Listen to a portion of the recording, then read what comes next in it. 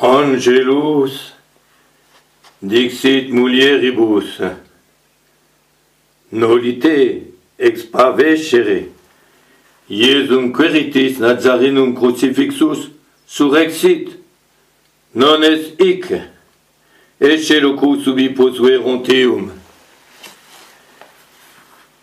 L'ange dit aux femmes qui venaient oindre le corps de Jésus dans le tombeau et qui eurent un tremblement en le voyant, ne craignez pas. Vous cherchez Jésus de Nazareth, crucifié. Il est ressuscité, il n'est pas là. Venez donc voir le lieu où il a été posé. Au nom du Père et du Fils et du Saint-Esprit, ainsi soit-il. Voilà donc ce que nous dit l'Évangile selon saint Marc. Et cette nuit, nous avons eu à peu près le même récit de saint Matthieu, mais avec les nuances suivantes. Il nous précisait Pretimoreo temeius exteriti sunt, custodes et facti sunt velut mortui, par crainte à la fois du tremblement de terre et de l'ange éclatant qu'il voyait, les soldats qui étaient là à la garde du tombeau furent stupéfaits de crainte et comme morts de crainte. Tandis que l'ange répondant aux femmes leur dit « Nolite timere vos ».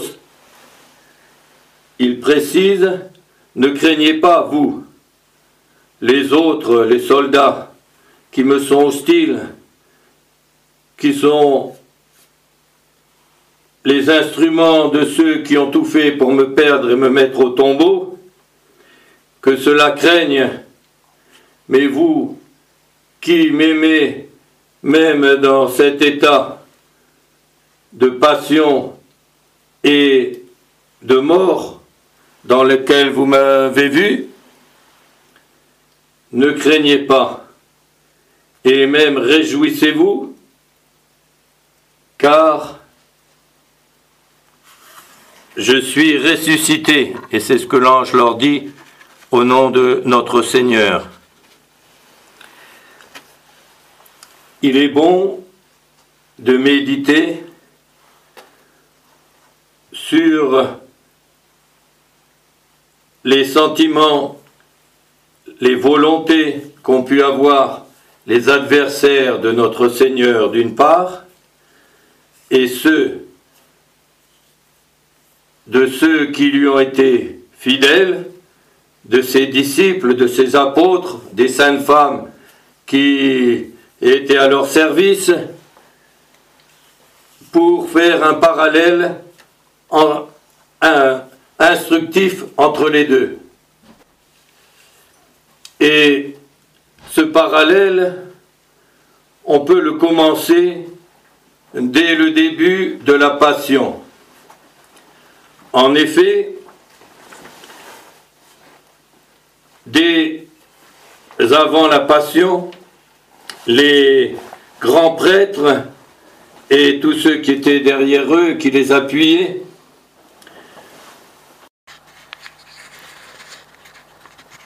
cherchaient à prendre notre divin Sauveur et à le faire périr. Comme ils craignaient la foule, ils cherchaient un moment favorable et comme ils venaient d'apprendre que notre divin Sauveur avait fait voir l'aveugle né, et c'était un miracle en plein Jérusalem, ça avait marqué beaucoup les foules, ce miracle se rajoutant à tant d'autres, les foules commençaient à pencher de plus en plus ouvertement du côté de notre Seigneur. Leur but était donc de se débarrasser de notre Seigneur. Et comme leur pression était de plus en plus grande, que ce n'était pas encore son heure, à la fois pas son heure pour souffrir, pas encore l'heure de sa passion, mais pas son heure non plus de manifester sa puissance, notre Seigneur, en sa nature humaine, a voulu nous donner l'exemple, à nous qui ne pouvons pas choisir ni les circonstances, ni les moments, en faisant comme s'il ne pouvait pas faire autrement que de se retirer. Il a donc entraîné ses apôtres au-delà du Jourdain pour se mettre à l'abri. Et en même temps, il avait un autre but, celui de la résurrection de Lazare.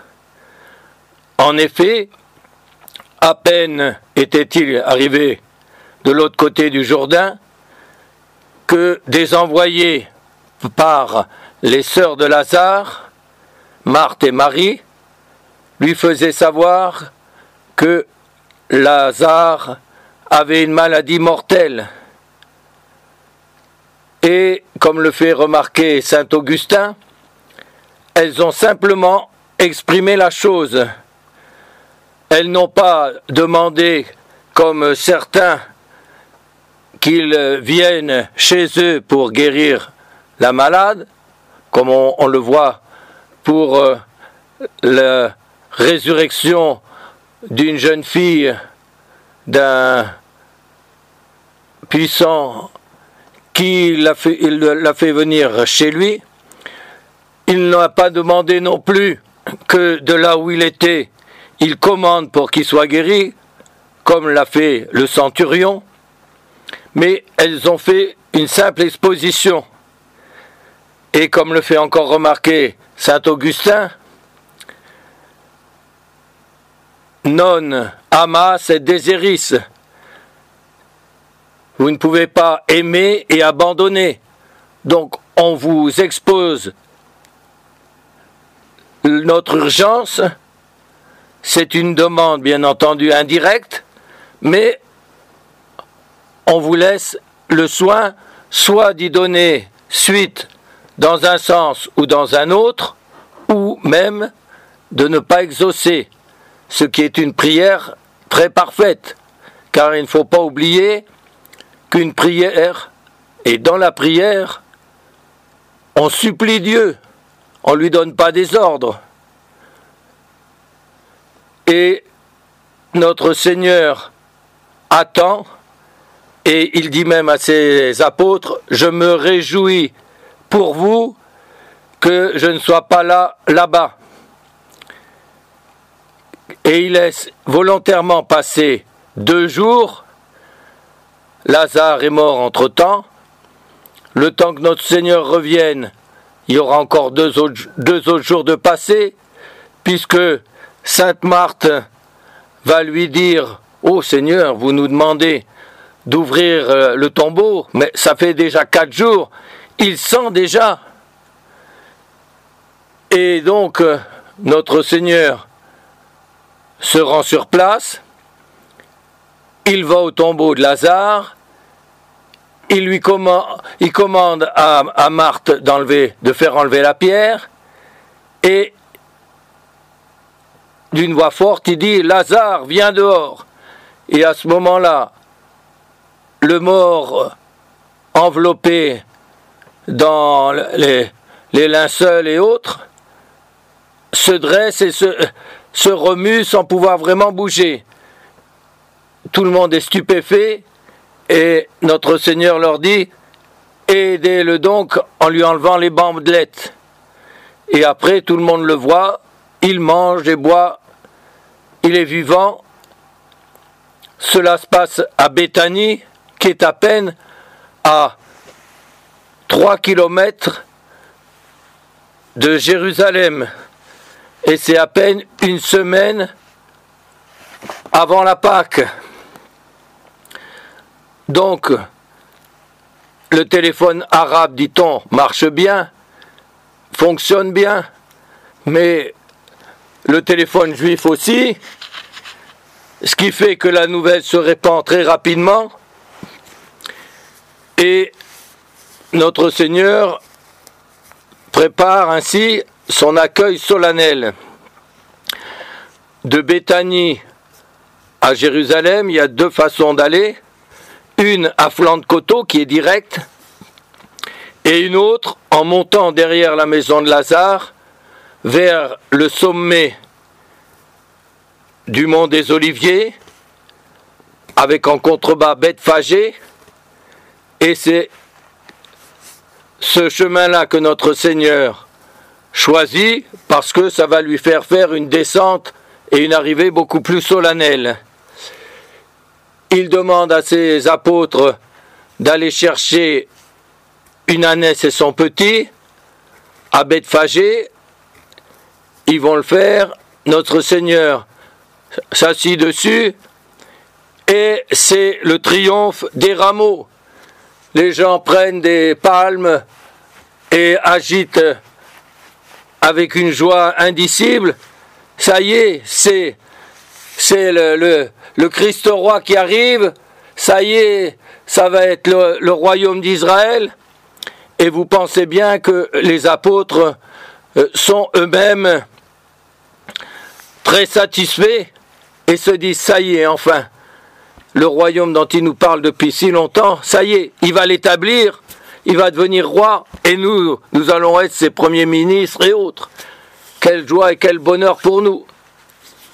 Pour les chefs juifs, au contraire, quand ils apprennent cela, eux qui avaient dit, vous voyez bien, tout le monde le suit, il faut absolument s'en débarrasser, sinon il n'y aura plus personne pour défendre le temple, et les Romains viendront, et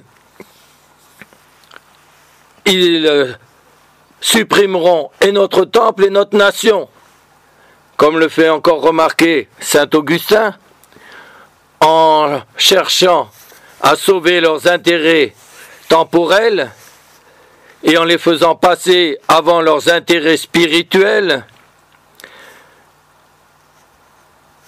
Et donc, en visant la terre et le temps passager qu'on y passe, plutôt que le ciel et l'éternité, eh bien, finalement, ils ont perdu l'un et l'autre, car leur révolte a entraîné une répression de la part des Romains, un siège, et puis les Zélotes s'étant divisés et s'étant battus entre eux, eux-mêmes ont entraîné l'incendie du temple, et ensuite le peuple a été ventilé de par toute la terre. Donc, ils ont perdu leurs intérêts temporels, ils ont aussi perdu leur intérêt spirituel. Et notre Seigneur, donc, descend glorieusement, comme ça avait été annoncé par le prophète Zacharie. Ne crains pas, Jérusalem, ton roi vient vers toi pacifiquement, assis sur le petit d'une ânesse.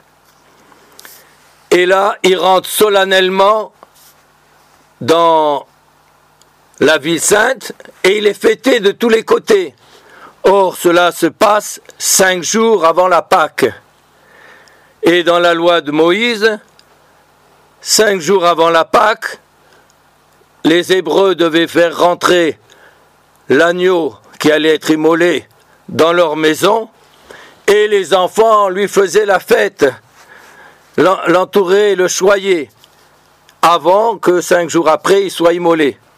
Et au moment même où ils le font, eh bien le véritable agneau de Dieu, qui est notre Sauveur, il est fêté, il rentre dans la maison de la ville sainte avant d'être immolé le jour même de la Pâque. Et là, il va droit au temple. Auparavant, on entend comme un tremblement de terre. Certains disent « Oh, il y a eu un coup de tonnerre ». Ça va être la troisième théophanie, que notre Seigneur va vouloir être plus discrète que les deux autres, car son heure de souffrir va arriver, et il ne veut pas que sa puissance et sa grandeur soient reconnues trop explicitement, sinon ça aurait empêché son immolation, et c'est pour cela qu'il venait. Et on entend comme un bruit, certains entendent « Oh, il y a une voix qui a parlé », et d'autres entendent ce que la voix a dit « Celui-ci est mon fils bien-aimé, écoutez-le », selon les dispositions de chacun.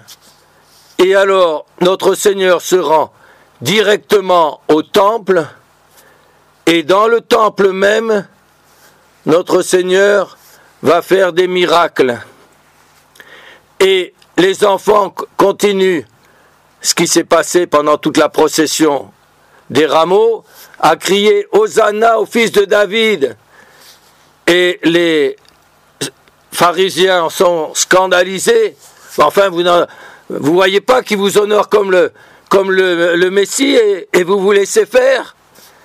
Et notre Seigneur leur cite le psaume 8 en leur disant « N'avez-vous pas lu dans le livre des psaumes que de la bouche des enfants sortira une louange parfaite ?»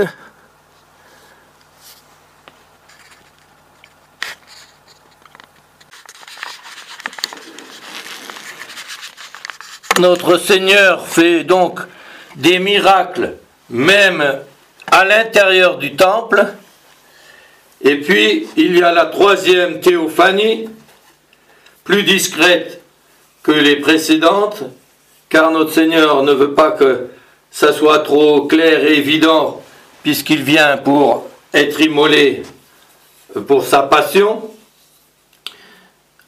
Certains n'entendent qu'un bruit, d'autres disent « Oh, on dirait qu'il y a une voix qui lui a parlé », et d'autres entendent distinctement ce que la voix a dit. « Celui-ci est mon fils bien-aimé, écoutez-le ». Les apôtres sont dans la jubilation, les grands prêtres et autres sont irrités et en même temps effrayés. Voyez, quand on y parle, tout le monde le suit, alors qu'est-ce qu'on va devenir, qu'est-ce que va devenir le temple, etc. Et notre Seigneur se retire.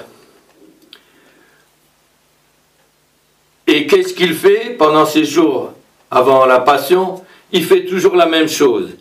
Il prêche en pleine ville dans ces derniers jours, dans ces 5 derniers jours, et le soir, il aurait pu, comme il va fêter la Pâque dans le Cénacle, c'est quelqu'un qui lui est favorable, qui prête le Cénacle, et on voit que ensuite les apôtres seront enfermés dans le Cénacle et quoi, ils sont à l'abri, parce que si pour arriver à rentrer, il aurait fallu qu'ils défoncent les portes, etc., ça aurait fait du bruit, ça aurait réveillé tout le monde, car leur projet maintenant des ennemis, c'était de prendre notre Seigneur, surtout pas devant la foule, de peur que ça se retourne contre eux.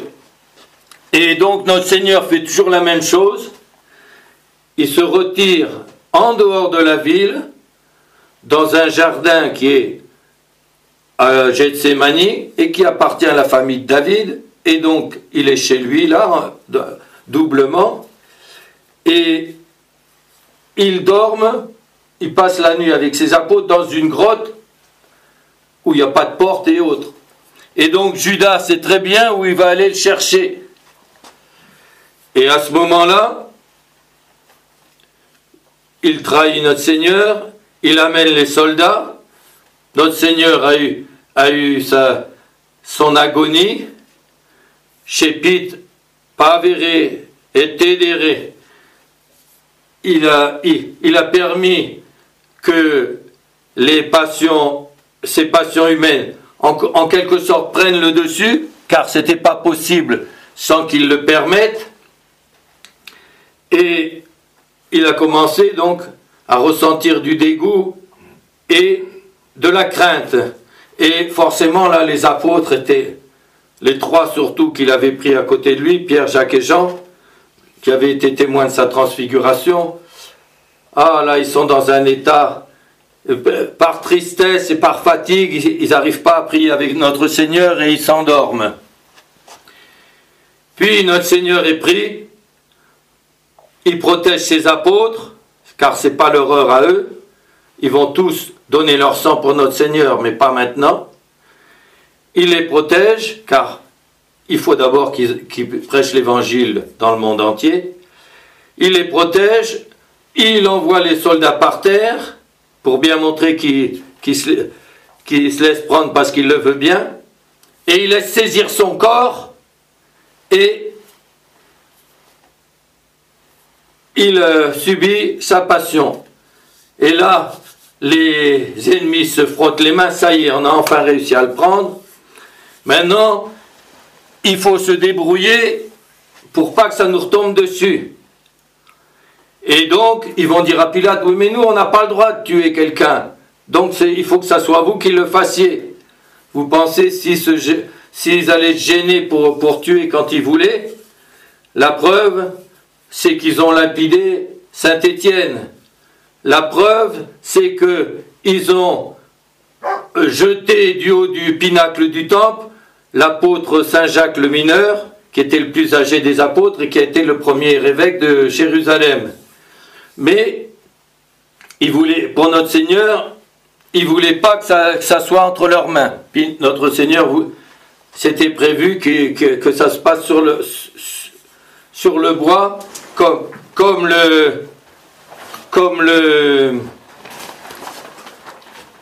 l'agneau pascal était fixé sur un bois en croix et attaché dessus, les pattes de devant écartées et attachées au bois, les pattes de derrière liées, de façon à faire bien cuire le poitrail. Et viande cachère, pas de sang, donc il fallait saigner l'agneau vivant avant de le faire cuire. Et notre Seigneur sur la croix va être saigné. Donc lui, son âme est déjà partie au moment du coup de lance, mais le coup de lance va faire couler du sang et de l'eau, c'est-à-dire que notre Seigneur a répandu son sang jusqu'à la dernière goutte. Et là, les ennemis jubilent, ça y est, on s'en est enfin débarrassé. Non seulement on l'a mis à mort, mais on l'a fait humilier. Les gens, on a réussi à retourner le peuple contre lui, parce que je disais, c'est pas possible. Les Écritures annoncent que notre Seigneur, le Sauveur, le Messie, sera le grand roi qui régnera éternellement et qui régnera sur toute la terre. Donc c'est pas possible que ça soit lui. Vous voyez bien quand vous avez dit que c'était un imposteur. Hein? Et maintenant, il est mis au tombeau. Il se prétendait indéfectible. Eh bien, voyez, il a failli.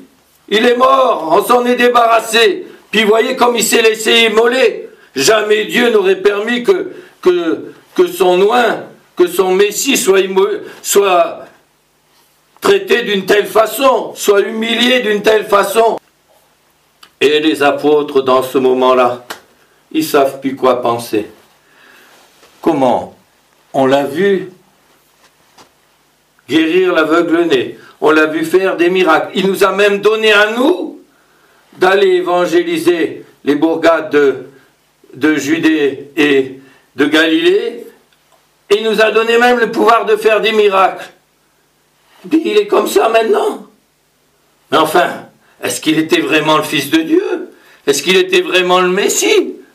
Mais il aurait pas laissé livrer son corps s'il était tout puissant. Il n'aurait pas permis que son corps soit saisi par les ennemis. Et puis, il y a ce moment d'abattement et autres. Et enfin, on arrive à la joie de la résurrection avec le retournement dans l'autre sens, les soldats qui sont effrayés, qui s'enfuient, les saintes femmes, et puis après les apôtres qui vont être consolés, et les ennemis, les grands prêtres, etc., qui vont être à nouveau contrariés, encore plus dépités qu'avant. Eh bien, il nous reste à faire l'application en ce jour de Pâques et en ce temps où nous vivons la passion de son corps mystique, la Sainte Église, l'application. Nous aussi, nous avons vu l'Église pendant 2000 ans faire du bien partout, faire des miracles. Avec 12 apôtres, ils ont évangélisé le monde entier. Pendant 3 siècles, ils étaient persécutés, ils versaient leur sang et ils ont triomphé, non pas par la force temporelle et autres, mais par la force morale, par l'ascendant spirituel, par l'exemple extraordinaire qu'ils ont donné en suivant l'exemple de notre divin Sauveur et divin Maître, en donnant en retour eux aussi leur sang pour notre Seigneur, et tous les apôtres ont versé leur sang. Il n'y en a qu'un qui n'est pas mort, mais qui a quand même été persécuté, puisqu'on l'a trempé dans l'huile bouillante, et ce que par miracle il en est sorti vivant, à savoir l'apôtre Saint Jean. Il fallait encore qu'il écrive l'Apocalypse avant. Et alors, il y a eu aussi, comme les rameaux et l'autorité pontificale était remise en question ou autre, alors il y a eu cette déclaration solennelle de l'infaillibilité du pape, et qui était déjà crue depuis l'origine, mais comme elle était remise en question, c'était important que ça soit à nouveau solennellement défini. Et puis il y a eu encore, juste avant, comme un écho des rameaux et du triomphe des rameaux, avec la déclaration solennelle par le pape Pie XII, qui a entraîné une joie immense dans toute la chrétienté, et à Rome s'étaient assemblés des prêtres, des évêques et des fidèles du monde entier pour le dogme de l'Assomption. Ce n'est pas non plus une nouvelle vérité, mais ça a été défini solennellement pour l'embellir encore. Et ce triomphe-là et autres a été suivi par la passion. Notre Seigneur a aussi permis que les ennemis se saisissent de son corps mystique, non pas de son âme. Jamais ils n'ont touché à l'âme de notre Seigneur, ils ne pouvaient pas y atteindre. Jamais ils ne l'ont entraîné à faire la moindre chose ou autre. Et ils ne peuvent pas toucher non plus à l'âme de l'Église, mais aux structures temporelles et à la volonté de la détruire par l'intérieur. Ils n'auraient pas pu y arriver, là non plus, sans la permission de notre divin Maître. Alors, certains diront, bon, encore une autre forme de théorie du complot, etc. Mais, pour ceux qui sont bien informés, des ennemis de l'Église ont manifesté publiquement que c'était leur intention. Notamment le chanoine Roca, qui est devenu apostat, qui est passé du côté du diable et de la contre-Église, et qui a dit la meilleure façon de détruire l'Église de l'intérieur, c'est par un concile. Il faut qu'on suscite un concile, qu'on le domine et qu'on arrive à bouleverser tout par un concile. Et puis, pour ceux qui sont bien informés aussi, ils savent que dans les États pontificaux, un homme a été foudroyé, la police pontificale l'a fouillé pour savoir si on pouvait trouver des documents qui puissent indiquer qui il était, et ils ont trouvé qu'il était porteur d'une lettre pour la haute vente, donc la franc-maçonnerie italienne, des Carbonari. Et là, le plan c'était, il faut qu'on arrive à infiltrer un maximum d'hommes au Vatican. Peut-être on n'arrivera pas à arriver jusqu'au pontificat, mais il faut qu'on l'entoure et qu'on pousse le pape, etc., qu'on le presse pour le pousser à faire ce qu'on veut. Et alors, vous verrez, vous prêcherez une révolution avec la tiare et avec la bannière qui marche en tête. Et vous révolutionnerez non seulement toute l'Italie, mais toute la chrétienté.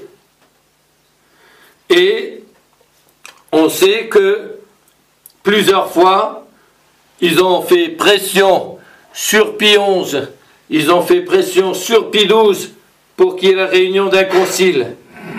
Et comme les papes sentaient l'hostilité, et comme les papes savaient que ce concile pourrait tourner mal ou autre, ils ont préféré répondre aux erreurs par leurs encycliques. Par exemple, le pape Pie XI a condamné dans Mortalium Animos ce qui a été fait à Assise, un espèce de panthéon des religions, puisque ça existait déjà avant. Il y avait un espèce de panthéon des religions à New York où tout le monde se retrouvait, sauf les catholiques. Et un évêque américain, cardinal Gibbon, avait demandé au pape, on me presse d'y aller, d'y participer, etc. Est-ce que je peux y aller ou pas? Et le pape Léon XIII lui avait dit, non, non, non. Ça serait mettre la vraie religion au niveau des autres, c'est impossible de faire ça. Et c'est ce qu'a fait Karol Wojtyła sous le nom de Jean-Paul II. C'est lui qui l'a introduit dans les milieux catholiques. Et pour ceux qui ne croient pas que la révolution liturgique était préparée depuis longtemps, qu'ils lisent donc le livre de l'abbé Bonneterre sur le mouvement liturgique et ils verront les méthodes qu'employaient. Il faut faire pression sur les évêques. Il faut qu'une fois qu'on a gagné les évêques, qu'eux ils fassent pression sur le pape, etc. Et moi-même, qui ai un bréviaire en 4 tomes, qui date de 1932, en page de garde d'un des bréviaires, 1932, on est encore sous Pie XI, mais la subversion travaille déjà. Il y a une espèce de représentation, un dessin imagé qui est censé représenter les premiers chrétiens. Et qu'est-ce qu'on voit sur cette image? On voit 2 clercs, alors avec des habits qui ressemblent, des habits romains qui ressemblent au temps des premiers chrétiens. L'un donne la communion debout dans la main à un homme, et l'autre donne la communion debout à une femme, mais la communion en la faisant boire direct au calice. Donc vous voyez que c'est dans un bréviaire pour préparer les jeunes prêtres, ah bon, c'était comme ça au temps des chrétiens, des premiers chrétiens, ah bon, etc. De façon à ce que quand ils allaient dire que ben, on va faire la communion debout dans la main, etc., ils soient déjà mentalement préparés. Ce sont des documents, qu'on le veuille ou non, qui sont patents. Et ce qu'ils n'ont pas réussi, sans doute parce que le peuple chrétien était encore suffisamment fervent pour que Dieu ne le permette pas, ce qu'ils n'ont pas réussi avec Rampolla, qui était donc le secrétaire d'État de Léon XIII, donc le second, si on peut dire, après le pape, et dont on a après su qu'il était franc-maçon, et il a failli être élu. C'est le non-placet, c'était pas un droit de veto, mais c'était un droit de non-placet que 3 pays avaient, ceux qui avaient rendu toujours le plus de services au Saint-Siège, la France, l'Autriche et l'Espagne. Et donc là, c'était le dernier empereur d'Autriche qui a dit non. Il avait des éléments qui lui pensaient que c'était quelqu'un qui n'était pas fiable, etc. Et donc il avait donné son nom de placette, et du coup c'est Saint-Pédis qui a été élu. Et ensuite, il est décédé. Bon, on a trouvé des preuves dans ses papiers, etc., qu'il était franc-maçon. Et d'où le fait que le pape Saint-Pédis, dans une de ses encycliques, notamment contre le modernisme, Pascendi, dit « Il y a des infiltrés dans l'Église, dans le corps ecclésiastique. Ils sont comme jusqu'aux veines de l'Église. Et donc, les veines, c'est le sang qui passe, etc. Ça va jusqu'au cœur, jusqu'à la tête et autres. Alors, attention. Et il avait tellement la crainte de cela que, bon, il a condamné solennellement le modernisme, mais et il aura fait perdre 70 ans à peu près, puisque ça s'est passé, l'élection de Saint-Pédis 1903, et puis cette encyclique c'était 1907, et après ça va réussir avec Roncalli juste après la mort de Pie XII, donc en 58. Donc ça fait plutôt que il aura fait perdre au moins 50 ans. Et il a encore rajouté que tous les clercs, avant d'être ordonnés, doivent faire le serment antimoderniste, dans lequel, entre autres, on promettait, car nous l'avons fait nous aussi, qu'on rejetait l'hérésie de la soi-disant évolution du dogme. Le bon Dieu a permis que ses ennemis s'emparent des structures temporelles de son corps mystique, et même que ces maçons qui étaient déjà infiltrés d'une façon hypocrite autour du pape au Vatican, que l'un d'entre eux, Roncalli, qui avait déjà été soupçonné de modernisme et dont on a su après qu'il était initié à la franc-maçonnerie, avait déjà été mis de côté. Il avait été envoyé comme nonce en Turquie, donc au loin, pour le mettre sur la touche. Et c'est pas lui qui était le candidat de la secte, c'était Montini. Mais Montini, il avait été repéré par l'affaire de 6 évêques qui avaient été sacrés en secret par le pape Pie XII pour être envoyés au-delà du rideau de fer, de façon à ce qu'ils puissent venir en aide à l'Église en détresse, en Chine, dans le monde communiste qui était fermé, etc. Donc en y allant apparemment comme simple prêtre. Et à peine ils ont passé, ils sont rentrés du côté communiste, ils ont été saisis immédiatement. alors que d'autres prêtres passaient sans problème. Alors le pape a forcément été surpris, puisqu'il y en a très peu qui le savaient, et son enquête est remontée jusqu'à Tondy, le père Tondy, qui était le secrétaire particulier du secrétaire d'État, donc le numéro 2 du pape, qui était Montini. Alors le pape avait prévu de le nommer cardinal, etc. Il n'a pas eu de preuve formelle. Alors Tondy a été rejeté, etc.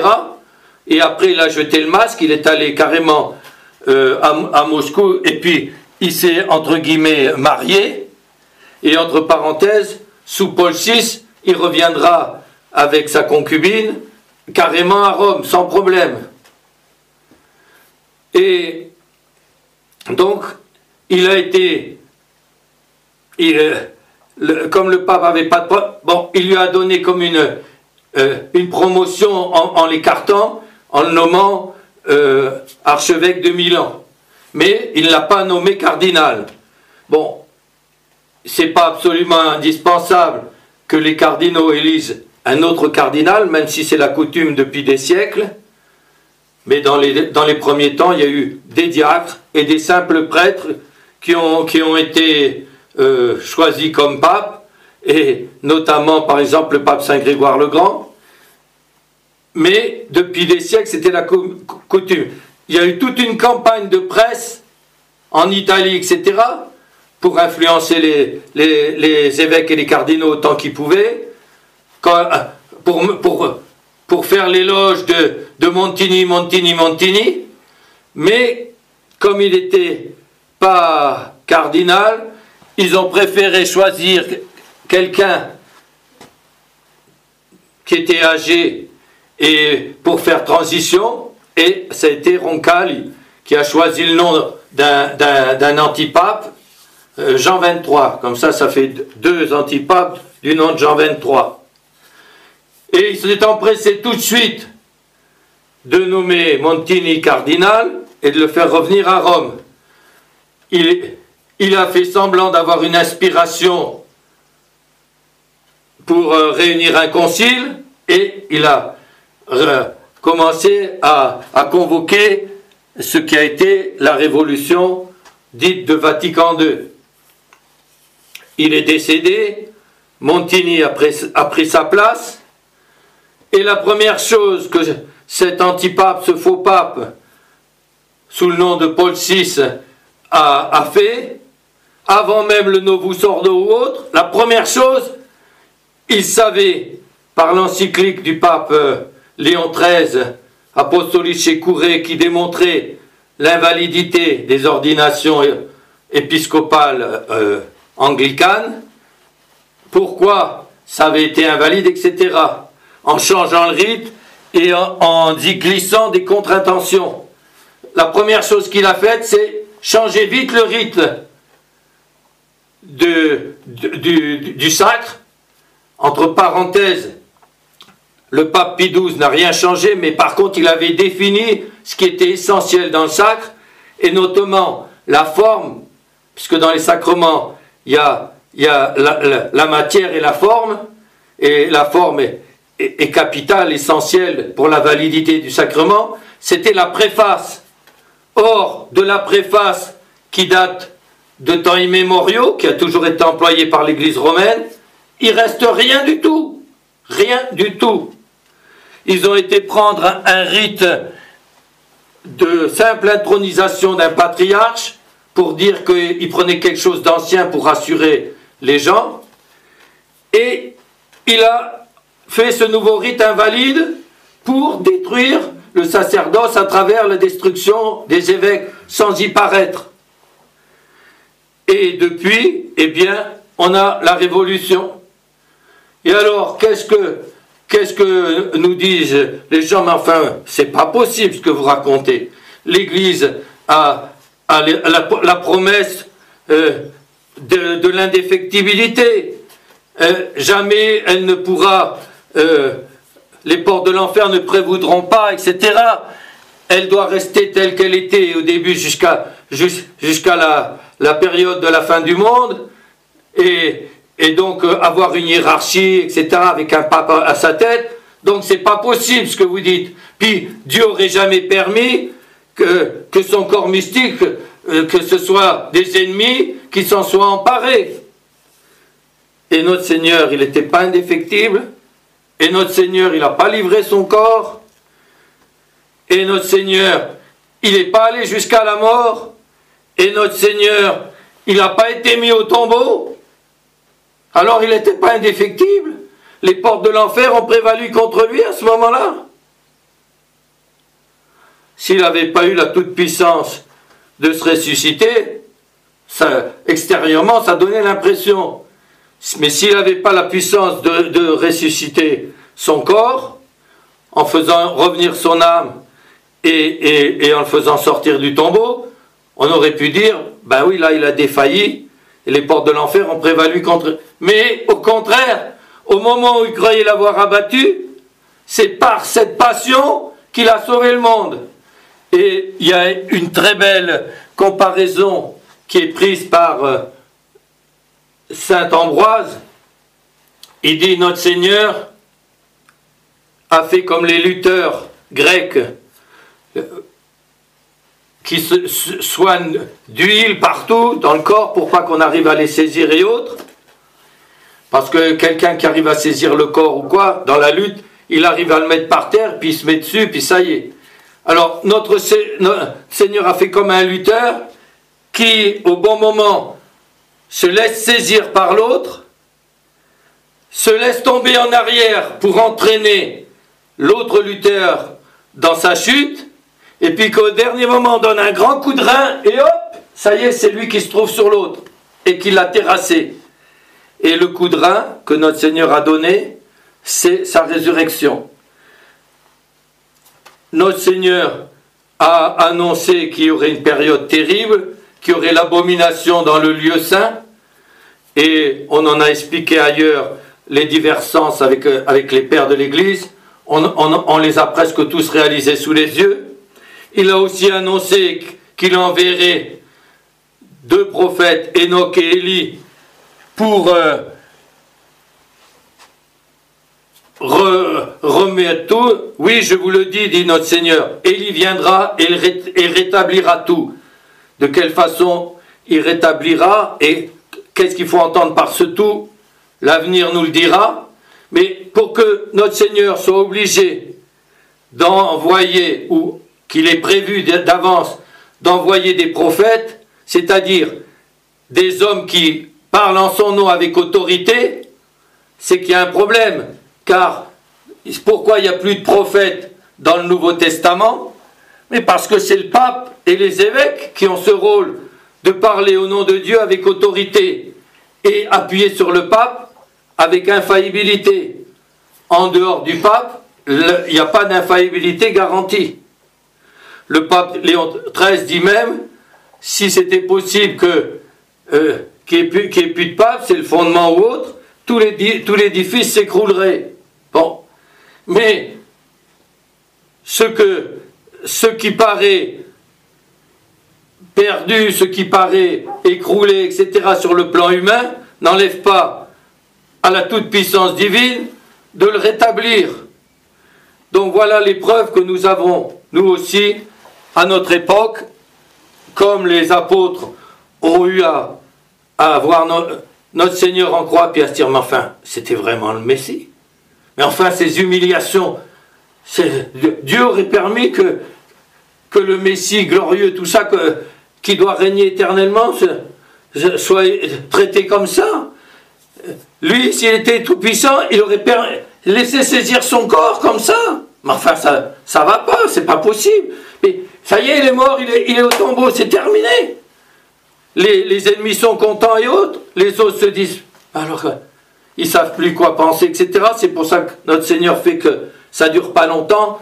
Dès le jour même de Pâques, il apparaît d'abord aux Saintes Femmes, puis à Saint-Pierre, et ensuite il apparaît aux 12, et après aux 2 disciples d'Emmaüs, et puis à 150 après, et à 500 sur une haute montagne de Galilée, Et donc il leur a prouvé que... Mais enfin, je vous l'avais annoncé. Ils me prendront, comment dire, ils me cracheront au visage, ils me livreront aux Romains, etc. Je serai mis à mort, et il y a la prophétie de Daniel, le Messie viendra, et il ne sera plus son peuple, celui qui l'aura rejeté. Car au moment de la passion, ils ont dit, pas lui, Barabbas, mais enfin, est-ce que vous voulez que je tue votre roi? Nous n'avons d'autre roi que César. Ça veut dire que ils croient pas non plus ils sont plus dirigés directement par Dieu et en l'honorant comme roi, mais ils honorent César, le pouvoir civil. Et donc, voilà les preuves. Il y a aussi beaucoup de prophéties qui concernent cette passion de l'Église, cette épreuve. Je les ai regroupées dans mon livre de commentaires sur les lamentations de Jérémie, et quand on les lit et qu'on regarde ce qu'on a autour, ben, on voit que c'est réalisé. De la même façon que, puisque j'ai fait aussi toute une série en 7 livres de les prophéties de l'Ancien Testament et comment elles sont réalisées par notre Seigneur, où elles vont l'être au moment du retour de notre Seigneur, du jugement dernier et puis de l'éternité, eh bien, cela, dans le livre 3, il y a tous les détails, mais tous les détails de la passion. Il y a même les paroles. Ah, il est le Fils de Dieu, mais qui descend donc de la croix. Hein? Que Dieu vienne le délivrer, le bénir. Ça y est, dans le psaume 21. Et notre Seigneur dit, Eli, Eli, lama sabachthani, mon Dieu, pourquoi m'avez-vous abandonné? Ça semble un cri de détresse ou autre. C'est l'intonation du psaume 21. Et qu'est-ce qu'on lit dans le psaume 21? Ils ont percé mes mains et mes pieds. Ils se sont partagés ma tunique. Donc, c'est encore des prophéties. Et alors, mon livre fait plus de 1000 pages, avec des détails, où même j'ai réussi à reconstituer, à travers les psaumes, la prière de notre Seigneur à chaque moment de la Passion. Eh bien, pour la Sainte Église, c'est pareil, il y a une multiplication de prophéties qui montrent qu'elle aura passé par la Passion, et quand on les lit, encore une fois, on croirait avoir ce qu'on a sur les yeux. Alors, pour l'instant, on est comme les apôtres et les saintes femmes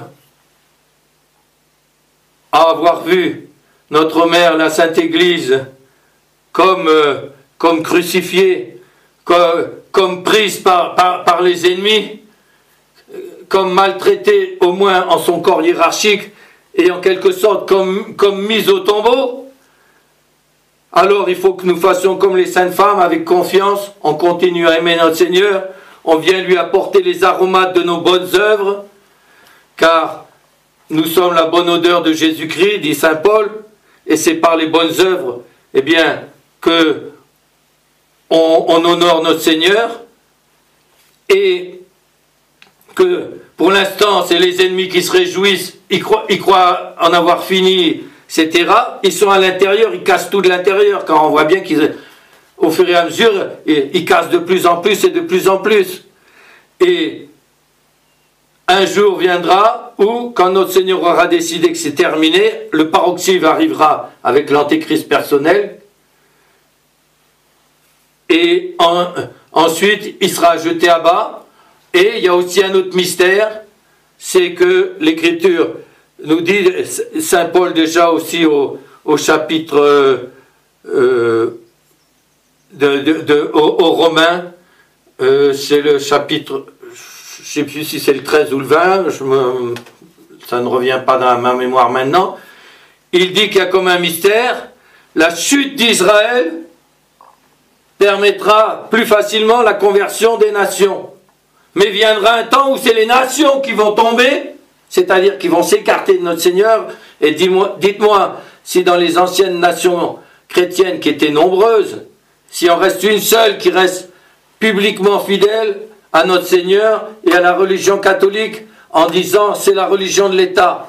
Et les derniers États qui ont enlevé ça de leur constitution, ils l'ont fait sous la demande de Montini, Paul VI. C'est lui qui leur a fait enlever ça, qui en quelque sorte les a fait apostasier dans leur loi.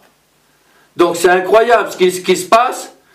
Eh bien, cette chute des nations, même si c'est eux qui nous mettent la peau de banane pour tomber, servira non pas aux gros qui resteront entêtés dans l'erreur et dans leur haine envers notre Seigneur et son Église, mais dans le petit peuple et autres. La chute des nations servira au relèvement d'Israël et à sa conversion, car après la chute de l'Antéchrist, c'est annoncé aussi dans les prophéties que les Juifs en tant que peuple doivent revenir à notre Seigneur et se convertir. Donc voilà les mystères que nous avons médités pendant cette passion pour notre Seigneur. Voilà les applications que nous avons à faire pour la passion de l'Église que nous avons sous les yeux. Et nous devons imiter les saintes femmes, puis les apôtres se reprenant, et non pas les ennemis se réjouissant et pensant que tout est fini et qu'ils ont triomphé définitivement. Bon, eh bien, que Notre-Dame, qui a beaucoup prié pour les apôtres, d'abord pour qu'ils ne se dispersent pas, et pour que notre Seigneur fasse le plus vite possible. Il avait dit que ça serait 3 jours. Oui, 3 jours. Du vendredi, un bout de vendredi, le repos du sabbat, tout le samedi, et puis un tout petit bout du dimanche, qui est devenu donc le dies domini, le dimanche. Un tout petit bout, au matin, il est ressuscité. Ça fait 3 jours. Combien de temps va encore durer l'épreuve de l'Église? Nous ne le savons pas, mais certainement que on est en plein dedans. Donc pour Dieu, 1 an est comme 1000 ans et 1000 ans comme un jour. Un jour est comme 1000 ans et 1000 ans comme un jour. Donc Saint Pie X, quand il a vu la situation, pourtant il était pape, il avait des évêques dans le monde entier, il se disait, c'est à se demander si l'Antéchrist n'est pas déjà né. Et nous qui avons tous ces événements ou quoi, la plupart dorment comme s'il ne se passait rien. Oh oui, ça doit arriver, mais à la fin. Ben enfin, on n'est pas à la fin du monde, là. Hein, puis il y en a qui confondent la fin du monde comme instant final et la période finale. Or, la période finale, il devait y avoir l'évangélisation de toute la terre, c'est fait. La grande apostasie des nations, c'est fait. Et l'Antéchrist, on en a déjà tout le corps. Et forcément, c'est une période. Ça ne peut pas se faire en un instant. Donc, demandons à Notre-Dame de prier pour nous, de rester fidèles, d'accepter les privations qui nous sont demandées, et surtout gardons un grand et ardent amour envers notre divin Sauveur. Pensons, c'est incroyable quand même, le Dieu Tout-Puissant s'est fait plus petit que les anges. Le Dieu Tout-Puissant, il n'est pas seulement venu nous visiter en prenant une apparence de corps humain. Non, il a pris définitivement, pas seulement pour un temps, le temps qui passe ici-bas, 33 ans et demi. Non, pendant toute l'éternité, il va garder sa nature humaine. Il garde évidemment sa nature divine aussi, le Verbe de Dieu. Mais il va garder sa nature humaine par laquelle il est en dessous des anges, pour l'éternité, pour notre bonheur. Et il a été jusqu'à verser son sang et autres. Mon Dieu, mais qu'est-ce qu'on peut faire, nous, pour vous rendre un petit peu de ce que vous nous avez donné? Eh bien, acceptez les épreuves et vous restez fidèles. Gardez un ardent amour de vous, en vous-même et dans votre corps mystique. et de rester fidèles jusqu'à notre propre trépas,